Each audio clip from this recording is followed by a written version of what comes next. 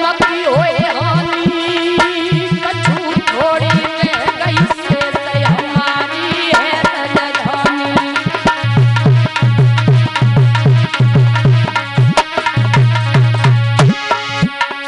देवी दास ले बेटा को गोद, दास ले लाला को गोद, सीतया ने मिलाई जो, दास ले बेटा को गोद।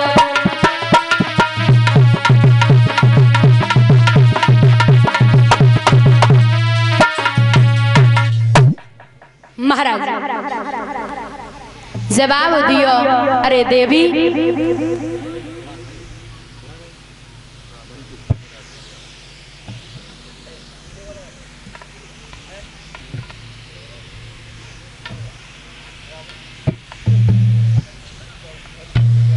जवाब दियो कि मैं अपने राज में से पानी नहीं पीने दूंगा। थोड़ी देर की बात है, तीनों प्राणी काशी नगरिया में पहुंचे हैं। विश्वामित्र वहीं खड़े आवाज लगाई है, अरे काशी के लोगों, मेरे पास में 3 प्राणी हैं, अगर किसी को जरूरत है तो वो ले सकते हैं। काशी के लोगों ने सुना तो दौड़ पड़े हैं कि हम देख लें कौन कौन बिकने आया। दादा चारों तरफ से माता भीड़ इकट्ठी हुई गई। अब मैया तारा देख रही कि अरे विधाता कैसी किस्मत है जो बिकवे के काजे हम आए। और रोहित को बेटा रहे ना मैया को, सो भीड़ देख के माता बड़ो घबराबे। कहते हैं देवियों, मैया के साड़ी के पल्ला से लला ने मुंह ढक लियो, मैया इतनी भीड़ जई इकट्ठी हो गई, बड़ो डराए रहो। विधाता की लीला बड़ी निराली है। श्री सुखदेव भगवान वर्णन करते, हे राजन परीक्षित, सबसे पहले दादा एक वेश्या आई। जवाब दियो, इस लड़की का क्या मूल्य है? विश्वामित्र बोले 20 भार सोना। बोले जी हमें दे दो। बोले ले जाओ, 20 भार सोना ले आओ, ले जाओ। बोले यहाँ तो है ना, अब हम 20 भार सोना ले आवे। सो मैया तारा ने विश्वामित्र के पैर पकड़े, अरे नाथ वेश्या के हाथ में मत देना, मेरा धर्म नष्ट हो जाएगा। विश्वामित्र बोले, अरे मुझे सिर्फ 20 भार सोने से मतलब है, मुझे ये मतलब नहीं है कि कौन लेता है कौन नहीं तुझे लेता है। बोले महाराज मैं बिकवे आई हूँ धर्म के कारण। बोले इतनी धर्म की पड़ी है तो बिकने क्यों आई? बोले अरे महाराज धर्म के कारण ही बिकवे क्यों आए।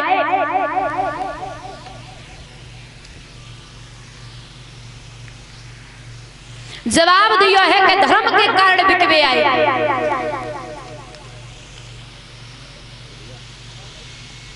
नाथ वेश्या के हाथ में मत देना।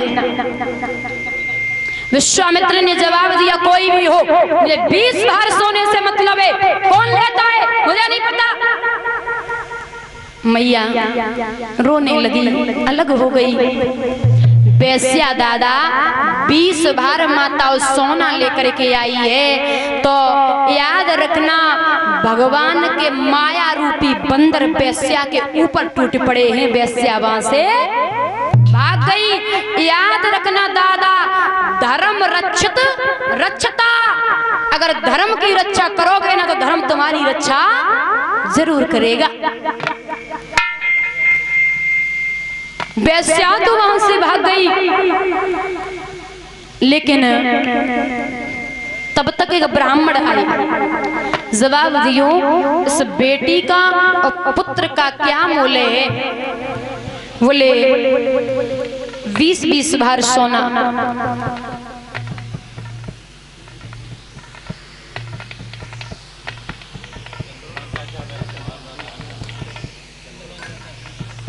और ये चंद्रभान चाचा जी जो माला अर्पण करी है, छोटू भैया के चाचा जी व्यास गद्दी पे मुझे सम्मानित किया है।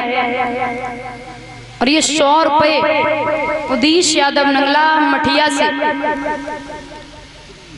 भगवान से कहना कन्हैया सुख संपत्ति प्राप्त हो, दान धर्म की तरफ हाथ आगे बढ़ाए रखें, यही कामना करती हूँ। बोलिए कन्हैया लाल की। श्री सुखदेव भगवान वर्णन करते, हे राजन परीक्षित,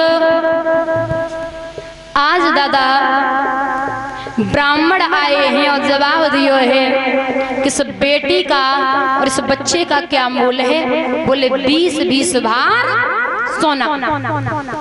बोले ये हमें दे दो। बोले ले जाओ, 40 भार सोना ले आओ और ले जाओ। ब्राह्मण 40 भार सोना लेकर के आया है। मैया तारा और रोहित को ले लियो। देवियों, आज राजा हरिश्चंद्र रोने लगे हैं, मन में विचार कर रहे हैं कि संसार का ऐसा कोई पति नहीं होगा जो अपनी पत्नी को खुद अपने हाथों से बेच देवे। अरे देवी, अब वो समय आ गया है कि मैंने स्वयं तुम्हें अपने हाथों से बेच दियो है। राजा हरिश्चंद्र बहुत रोए। मैया तारा रोने लगी, अरे नाथ, मैंने मन में विचार किया था कि हम तीनों प्राणी को धनी के यहाँ पे बिकेंगे, लेकिन यहाँ तो नाथ हम साथ ही छूटे रहो है। ब्राह्मण बोले ज्यादा बात मत करे, तुझे खरीद लिया है, अब घर चल। दादा तब तक कारू मेहतर आयो।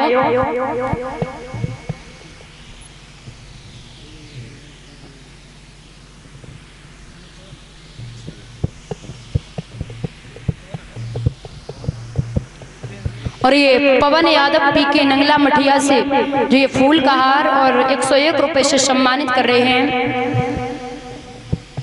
बोलिए गोविंद भगवान की। महाराज कारू मेहतर आयो। बोले इस व्यक्ति का क्या मोल है। बोले 20 भार सोना। 20 भार सोना लियो विश्वामित्र ने और राजा हरिश्चंद्र को बेच दियो। अब वहां से जब अलग अलग भये हैं तो मैया तारा खूब रोई और राजा हरिश्चंद्र खूब रोए। जवाब दियो, अरे देवी, तुम तो बच्चे के सहारे से जीवन व्यतीत कर लोगी, लेकिन हमारा क्या होगा, मैं कैसे रहूंगा। बड़े दुख हैं। ब्राह्मण के यहाँ मैया तारा भोजन बनाने का काम करती है दादा।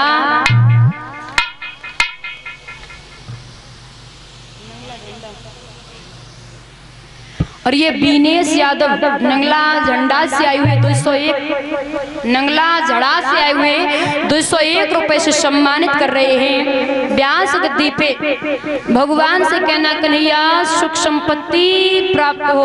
बोलिए कन्हैया लाल की। ध्यान रखिए दादा, ब्राह्मण के यहाँ मैया तारा भोजन का काम करती है, भोजन बनाती है और बेटा के साथ बाद में फूल बाग से जाकर के फूल तोड़ने के लिए, पूजा के लिए फूल लाती है। रोज जाती है बेटा के साथ, अकेला नहीं जाने देती। और हरिश्चंद्र कारू मेहतर के यहाँ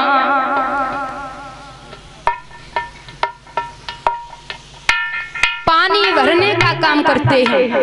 और ये अनुज यादव नंगला मठिया 101 रुपए और ये फूलहार से सम्मानित कर रहे हैं। याद रखना दादा कि हरिश्चंद्र कारू मैत्र के यहाँ पानी भरते हैं क्योंकि श्राप लगा है उसी मैत्र रानी का, जो त्रिशंकु को श्राप दिया था कि तुम पानी नहीं भरे तो तुम्हारी संतान मेरे यहाँ पानी जरूर भरेगी।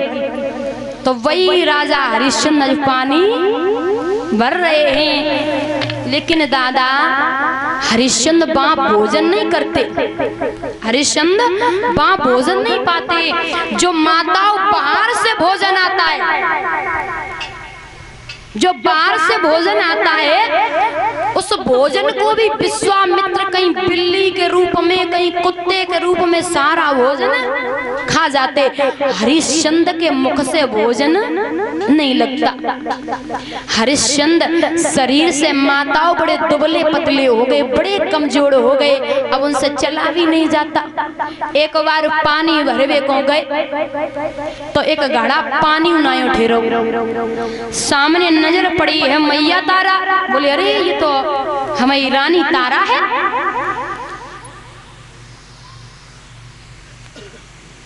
और ये गुड्डू यादव ग्राम सकरावा से 101 रुपए से सम्मानित कर रहे हैं।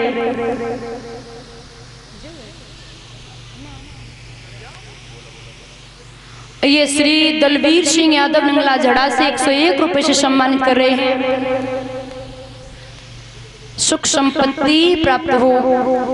श्री सुखदेव भगवान वर्णन करते हैं, राजन परीक्षित महाराज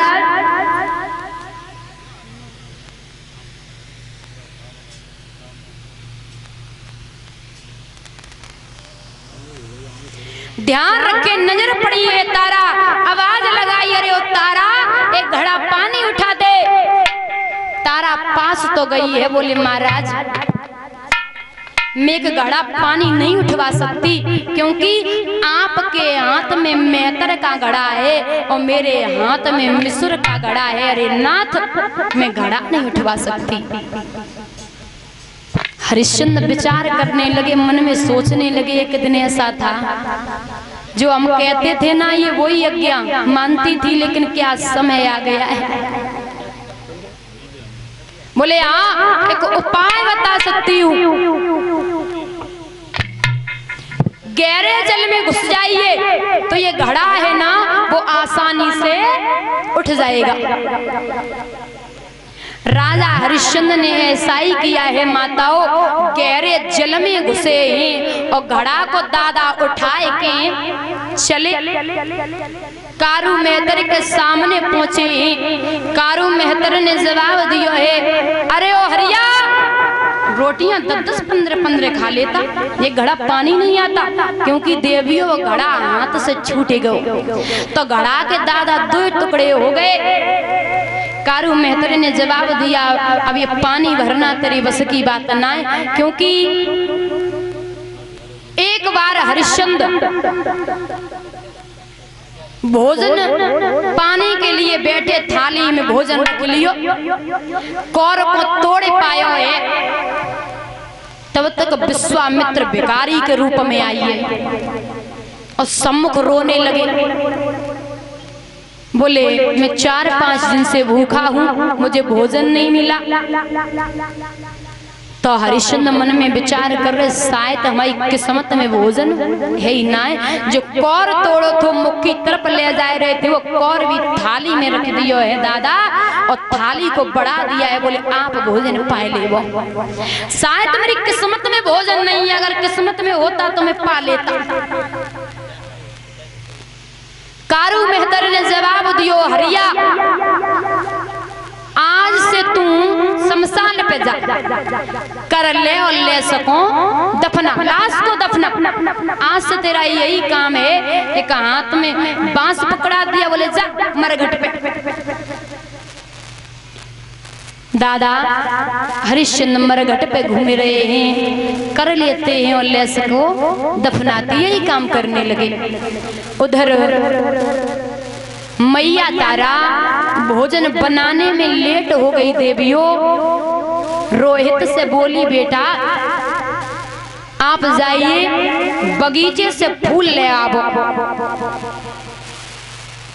और सुनो जल्दी आना।